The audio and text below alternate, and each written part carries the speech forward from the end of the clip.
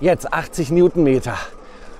Vibrationen gar nichts. Hier wackelt nichts. Bodenwellen.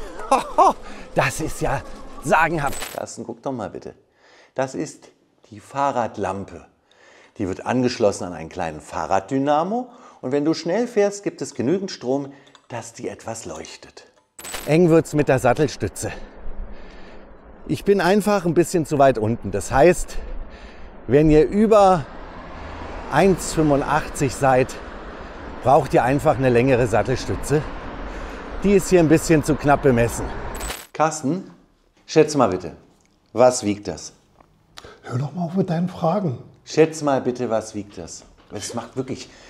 Du sitzt dort, um Fragen zu beantworten und sagst mir, ich soll aufhören mit meinen Fragen. 32 Kilo. Nee, einen hast du noch. 35 Kilo. 39 Kilogramm. Was fällt dir noch auf? Dass das extrem fett ist. Aber sonst fällt dir nichts auf. Ich bin so auf dich fixiert. Hallo und willkommen wirklich auf Tech for Fun. Ich bin Boris, jetzt schon fix und fertig durch diesen Menschen dort und freue mich, dass ihr auf das Video geklickt habt. Ja, in diesem Video das Saiwasha Komoda Pro.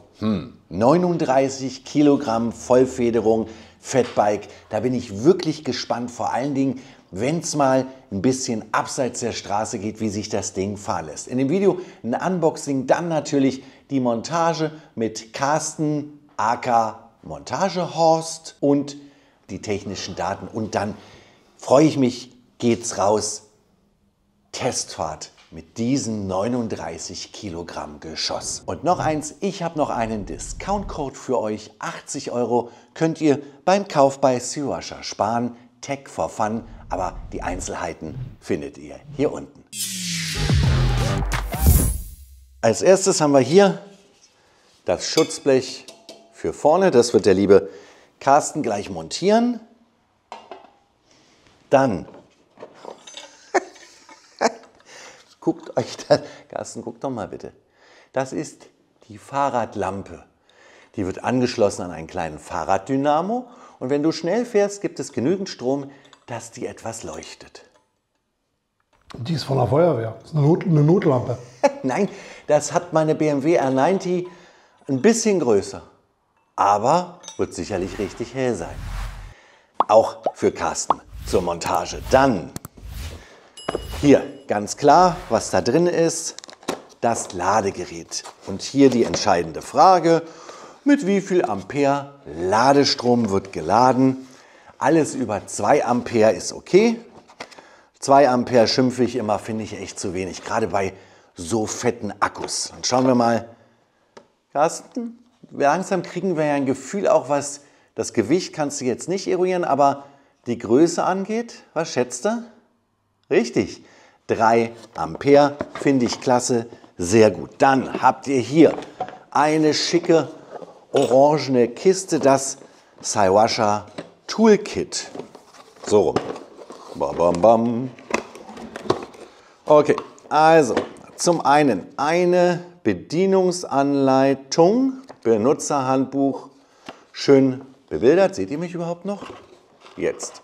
Schön bebildert und auch in Deutsch. Prima. Dann gibt es hier einen Seitenständer, einstellbar für den Kollegen Carsten. Das sieht gar nicht so schlecht aus. Schau mal hier. Ein paar Schlüssel, Toolset, Pedale aus Metall. Carsten. Ja, Carsten ist nämlich Pedalfetischist und bei Carsten müssen Pedale aus Metall sein, am liebsten CNC gefräst. So, weiter geht's. Hier so ein paar Gummipropfen, ich glaube, die sind für die Scheinwerfer. Musst du dir anschauen? Nochmal ein 13er und ein, was ist denn das? Alter, meine Augen. 10er und 8er Schlüssel und, was ist das? Genau, fürs Vorderrad die Steckachse mit Schnellspanner. Carsten, du jetzt. Magst du montieren? Weil Oh Mann, wenn du nicht montierst, kann ich nicht fahren.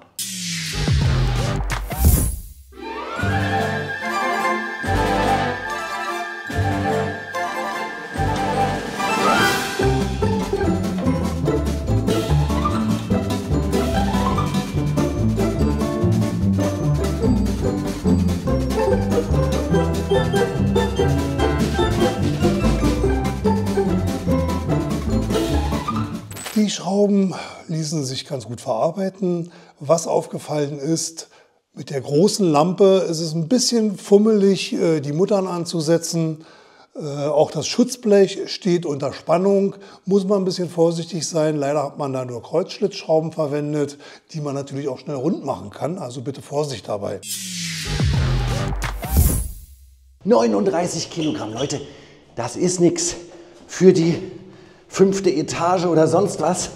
Da schleppt man sich zu Tode. Alter Schwede. Nee, nein, 39 Kilo. Ich möchte das nicht. Das ist echt zu schwer für ein Bike. 39 Kilo. Also irgendwie ist an dem Komoda Pro alles fett. Fette Reifen, fetter Akku. Hier der gesamte Rahmen. Das ist einfach ein fettes Teil. Und dann sind wir schon gleich hier vorne bei den Rädern, bei den Reifen. Schaut euch die Dinger mal an. Von Kenda. 10 mal 4 Zoll. Das ist wirklich Fatbike-Style. Dann hier. Fällt euch was auf? Genau, kein Reflektor. Wenn ihr genau sein wollt, braucht ihr den, und zwar 2 an der Zahl. Sonst STVZO nicht zugelassen. Die Scheibenbremse, 180er Disc, hydraulisch von Star Union. Hat mir eigentlich nichts gesagt. Klar, Shimano kennt man, andere Hersteller, Tektro beispielsweise aus dem asiatischen Raum. Aber das Unternehmen gibt es schon seit vielen, vielen Jahren und die machen viele Bike-Komponenten. Also durchaus eine Markenkomponente. Dann hier das Schutzblech, vorne wie hinten aus Metall.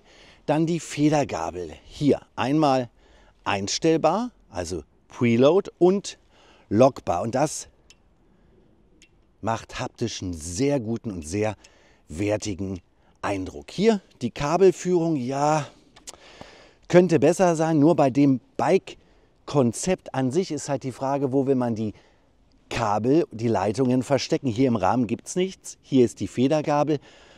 Ja, hat man hier mit so einem Nylon-Überzug einigermaßen hinbekommen. Sieht nicht toll aus, aber ist nicht zu ändern. Dann hier das Teil. Haben wir ja im Unboxing schon drüber gesprochen. Ja, Motorrad-Style und wirklich sehr, sehr hell. Dann einmal zum Cockpit. Also, Lenkerbreite ist super. Dann habt ihr hier einmal euren Schalter für die einzelnen Fahrstufen. Hier auf der rechten Seite könnt ihr das Display dimmen, einzelne Stufen. Da gehe ich später aber noch mal drauf ein. Im Fahrcheck gehen wir dieses Cockpit mal komplett durch. Dann einmal hier Lichtschalter und die Hupe. Das Ding ist echt laut. Rechts und links die Elemente für die Bremse, Schaltung, Griffe. Das war's. Der Akku. Hier abschließbar.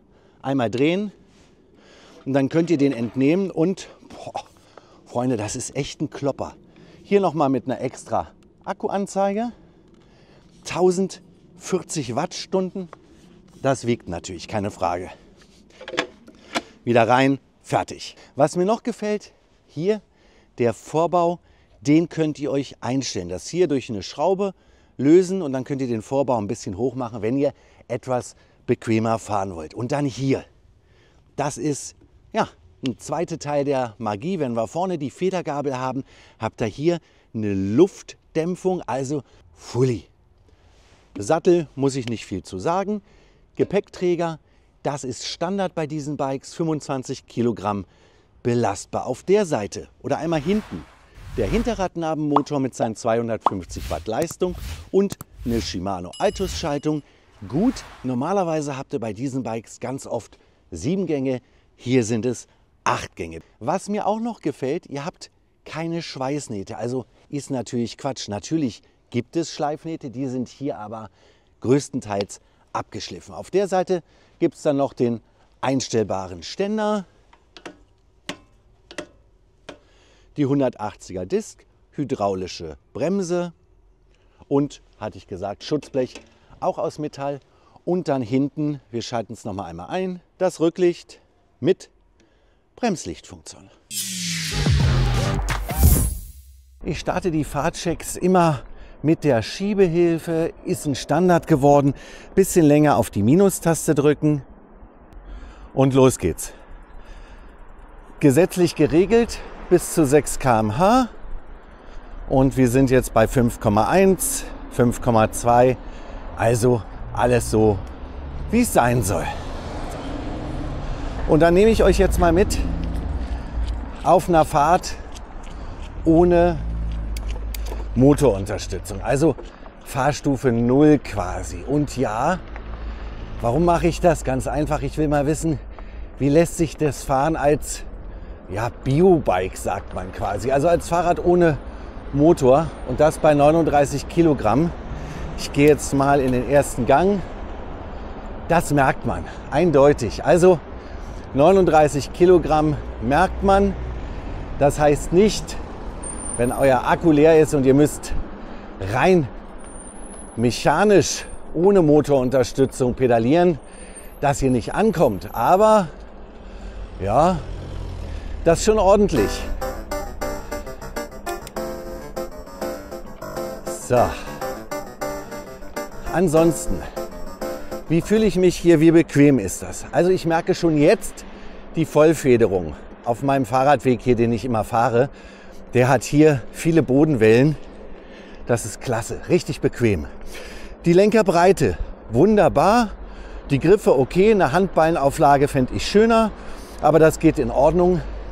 Aber Saiwasha sagt bis zu 1,95 Größe. Ich bin 1,89. Kann man machen. Ich kann ja den Vorbau noch ein bisschen weiter hochstellen, aber eng wird es mit der Sattelstütze. Ich bin einfach ein bisschen zu weit unten. Das heißt, wenn ihr über 1,85 seid, braucht ihr einfach eine längere Sattelstütze. Die ist hier ein bisschen zu knapp bemessen. Sonst Cockpit-Übersicht sehr gut. Display ist absolut toll ablesbar. Und das gehen wir jetzt auch einmal kurz durch. Was habt ihr hier für Einstellungsmöglichkeiten? Also bedient wird das alles links hier durch dieses Panel. Da habt ihr einmal die große Plus- und Minustaste. Die 5 Fahrstufen könnt ihr hier einstellen mittig. Dann einmal groß die Geschwindigkeitsanzeige in km/h, kann man auch umstellen auf Miles per Hour. Und dann habt ihr hier unten noch einen Schalter. Da könnt ihr das Display abdunkeln und oben könnt ihr jetzt eingeben Odo, also Gesamtkilometerstand, maximale Geschwindigkeit, durchschnittliche Geschwindigkeit und die Geschwindigkeit bzw. wie weit ihr im Trip gefahren seid. Ja, übersichtlich und gut abzulesen. Ich denke, düsen wir mal weiter und dann natürlich jetzt mal mit Motorunterstützung. Gehen wir mal gleich auf die 1. So. Oh ja, da merke ich, hätte ich nicht gedacht. Gleich nochmal, was hätte ich nicht gedacht, dass der so schnell kommt durch den Drehmomentsensor. Jetzt ist er schon da. Also der gönnt sich überhaupt keine Verzögerung. Klasse. Und jetzt hier schon in der ersten Fahrstufe kommt da ordentlich was. Naja, ein Barfangmotor, 250 Watt sind ja gesetzlich vorgeschrieben, aber maximales Drehmoment 80 Newtonmeter. Also der Motor geht ab, das ist unfassbar. Jetzt mal eine Beschleunigung von 0 auf 25 und Co. Fahrstufe 5 ist eingestellt. Oh ja, alter Schwede. Das ist ja Wahnsinn. 25, 26 GPS, 25,7. Jetzt hört er natürlich auf. Das ist super. Also zum einen sehr, sehr smooth, wie er schaltet, beziehungsweise wie er seine Leistung entfaltet. Und zum anderen unheimlich schnell, mega kraftvoll. Dann mal, schauen wir mal die Gänge. Wir gehen mal in den 8. Gang. Und jetzt mal runterschalten. 7., 6., 5., 4., 3., 2., 1. und zurück nochmal. Dritter, vierter, fünfter, sechster, siebter, achter. Klasse, schön smooth.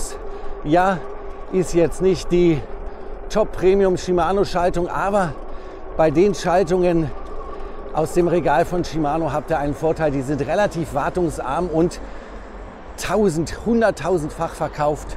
Sehr bewährt und zuverlässig. Robustheit.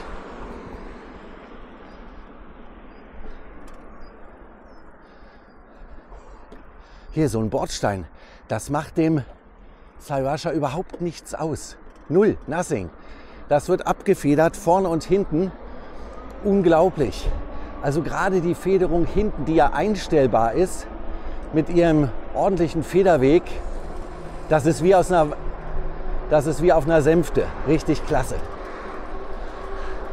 Grundsätzlich, was höre ich? Für mich auch immer ganz wichtig, um die Qualität so ein bisschen beurteilen zu können. Gar nichts. Das Einzige, was ich hin und wieder mal höre, das liegt aber nicht an dem Rad, ist hinten das Schutzblech. Da müssen die Schrauben ein bisschen nachgezogen werden. Aber ansonsten kein Schleifen, kein Klappern, so wie das sein soll. Super, sehr schön. Ja, und das ganze Komoda Pro ist natürlich auf Gelände eingestellt. Oder wenn ihr in der Straße oder auf der Straße fährt, normal in der City, Feldwege, auf maximalen Komfort. Einmal natürlich durch die Vollfederung und zum anderen auch durch die fetten Reifen. Wenn ihr da ein bisschen runter geht, 0,7 Bar beispielsweise, habt ihr nochmal über die Reifen einen unheimlichen Federungskomfort. Dann ist es wirklich ja, wie auf der Sänfte. Ich merke hier auf dem Fahrradweg von den Bodenwellen und den kleinen Schlaglöchern echt gar nichts. Das ist so bequem. Ihr merkt, begeistert mich wirklich. Echt toll gelöst. Und dann ist die auch noch hinten einstellbar. Braucht dann eine kleine Luftpumpe und dann könnt ihr die entsprechend auf eure individuellen Bedürfnisse einstellen.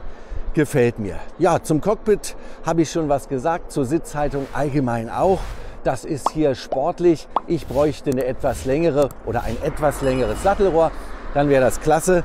Den Vorbau ein bisschen hoch und dann ist es fertig. Das gefällt mir hier auch. Einfach von der Wertigkeit und Haptik. Das System ist nicht auf 36 Volt aufgelegt, nicht auf 48 Volt, sondern auf 52 Volt. Das verspricht ordentlich Power. Und der Motor sitzt hier hinten auf der Hinterradnabe, also kein Mittelmotor, und leistet 250 Watt. Das ist ja normal und gesetzlich so vorgegeben. Allerdings 80 Newtonmeter Drehmoment versprechen Fahrspaß. Der Akku hat eine Kapazität von 20 Ampere-Stunden, 52 mal 20 sind 1040 Wattstunden Kapazität. Mit dem mitgelieferten Ladegerät im Unboxing haben wir es euch ja schon gezeigt. Sehr schön mit 3 Ampere Ladestrom ist das Saiwasha Komoda Pro so in 6 bis 7 Stunden von 0 auf 100% voll aufgeladen. Kommen wir noch zur Reichweite dieses dicken Brummers mit seinen 39 Kilogramm, 110 Kilometer. Das ist die Herstellerangabe. In der Praxis werdet ihr das in den seltensten Fällen erreichen, denn das sind natürlich Laborwerte bei guten Temperaturen, 70 Kilogramm Fahrergewicht und so weiter und so fort. 150 Kilogramm ist die Nutzlastkapazität und die Wasserdichtigkeit liegt bei IP65. So ist das Saiwasha zertifiziert. Was heißt das? Strahlwasser, starkes Strahlwasser aus jedem beliebigen Winkel. Also auch bei stärkerem Regen könnt ihr mit dem Bike ohne Probleme fahren. Natürlich muss ich mit dem Saiwasha Komoda Pro auch in den Wald, Feldwege und ja, so ein paar Wurzeln und Co. Also hier die Steigung werden wir uns nachher anschauen, wie wir hier hochkommen. Aber jetzt will ich mal sehen, das Fully in der Waldfahrt. So, wir haben 22, 25 und das brezelt hier ordentlich. Ein bisschen aufpassen muss ich, herbstnasses Laub macht man einen schnellen Abgang, ehe man sich das versieht. Und dann geht es jetzt hier gleich hoch. Kleine Steigung, Wahnsinn. Ich denke, ehrlich Leute, ich fahre hier auf der Straße. Jetzt 80 Newtonmeter. Vibrationen gar nichts. Hier wackelt nichts. Bodenwellen Das ist ja sagenhaft. Zack. Wow, ist das toll. Das macht richtig Spaß und federt hier in einer Art und Weise, wie ich es echt selten erlebt habe. Ja klar, ein Fully halt, aber kein Mountainbike, sondern ein Fatbike. Wirklich klasse. Und selbst mit höheren Geschwindigkeiten ist das hier gar kein Problem. Das Gute, hier muss ich aufpassen, nass. Das Gute, das Comodo Pro gibt euch so ein Sicherheitsgefühl. Also man merkt, da ist noch einiges drin. Trotzdem muss ich hier aufpassen. Aber ja, so ein Vertrauensgefühl, dass man sich sagt, okay, hier kann ich noch ein Mühe mehr fahren, Mühe schneller fahren. Schade, dass es jetzt hier so herbstnass, laubig ist. So, jetzt geht's bergauf. Ordentliche Steigung. Fahrstufe 5. Wir haben 25 km/h. Der Drehmomentsensor merkt, dass ich in die Pedale gehe. Jetzt wird es richtig steil. Jetzt bin ich mal gespannt. Ich gehe mal einen Gang runter, 5. Gang. Oh ja, oh ja. Ich muss gar nichts machen. Also klar, ein bisschen. Aber das ist super. Leute, richtig gut. Wow.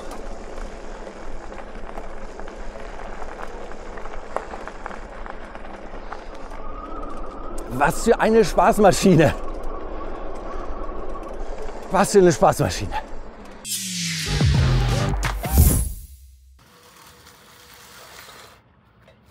Das hat jetzt richtig Spaß gemacht. Das Saiwasha Comodo Pro, ja, 39 Kilogramm. Was für ein fettes Bike.